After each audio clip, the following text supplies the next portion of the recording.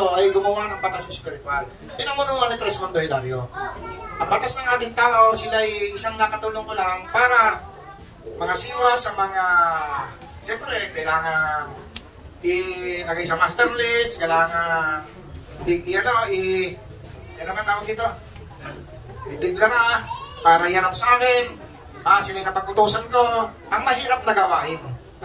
Sana, huwag niyong sana tulad ng dati na hindi basta-basta ang ginagawa niyo na huwag yung silang kayo inditan dahil napakahirap ng ginagawa niyo. Mas masarap kayo, nakabang lang.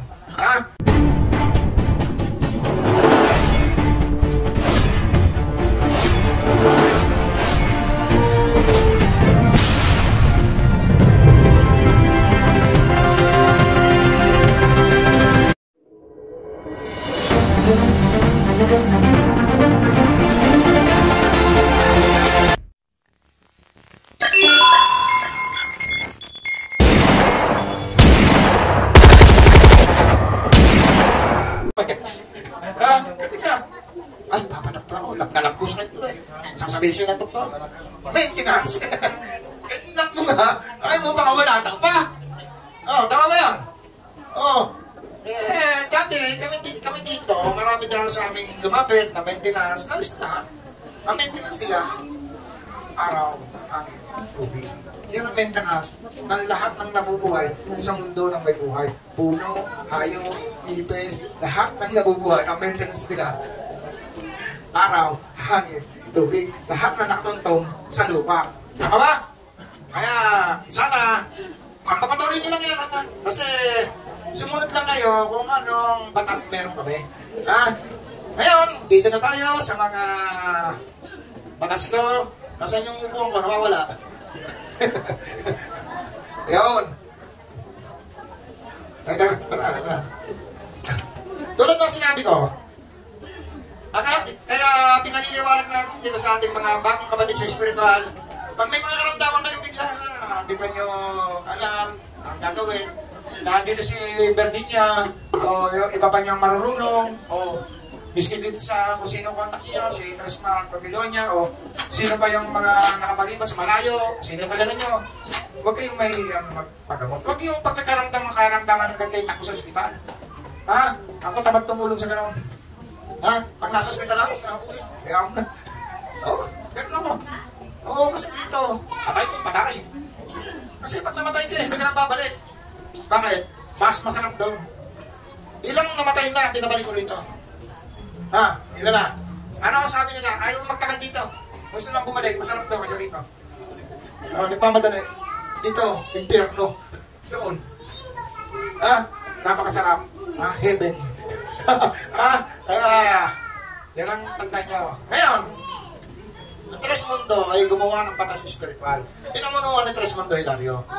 Ang batas ng ating tao, sila ay isang nakatulong ko lang para mangasiwa sa mga, siyempre, kailangan ilagay sa master list, kailangan yan naman tawag dito, ideklara para yanap sa akin. Sila yung napag-utusan ko. Ang mahirap na gawain. Sana, huwag niyong sana tulad ng dati na hindi basta-basta ang ginagawa niyo na huwag yung silang kayo inditan dahil napakahirap ng ginagawa niyo. Mas masarap kayo, nakabang lang. Ngayon, itong batas na aking ginawang to, na pinumunuan ko, nasan yung ano natin yan? Ayun, sige. Ngayon, ito ang mensahe ng Ama. Tres, mayroong tubig dyan, Tres. Tresmondo Hilario, tulad ng sinabi ko sa iyo, ipagdadala ko ang taong makakatulong mo upang ipakilala kami. Ngayon, sa pamamagitan yan, paano ko makikilala ang mga taong yan? Gumawa ka ng batas na ikaw lang ang nagtatag sa sarili mo. Walang sisinuhin. Walang sisinuhin para sila ay walang kanuhan na silipin. Presidente, Vice President, Secretary, Auditor, o lahat yan. O kapatid ko, nandyan. Pag sila hindi nakisa sa batas mong ginawa, na iniutos sa iyo. Yun, sa pamamagitan ng ginawa ko. Tulad ng sinabi ko sa inyo. Kami ay nag-video call noong Martes. Hercules. Wala pa tayong venue. Di malaman kung saan tayo. Pinagtatabuyan tayo. Mas mahal naman sa kanila ang balian. Anong balian? Basketball. Ang makakatulong, ayaw nilang tanggapin. Ayaw binilagyan ng luwag. Ganang ang gobyerno natin. Ha? Mga tao na walang masalasakit sa mga taong tumutulong. Kasi, ewan ko bakit ganang? Ha? Miski sa mga tao, dapat makikita nila ang ginagawa natin.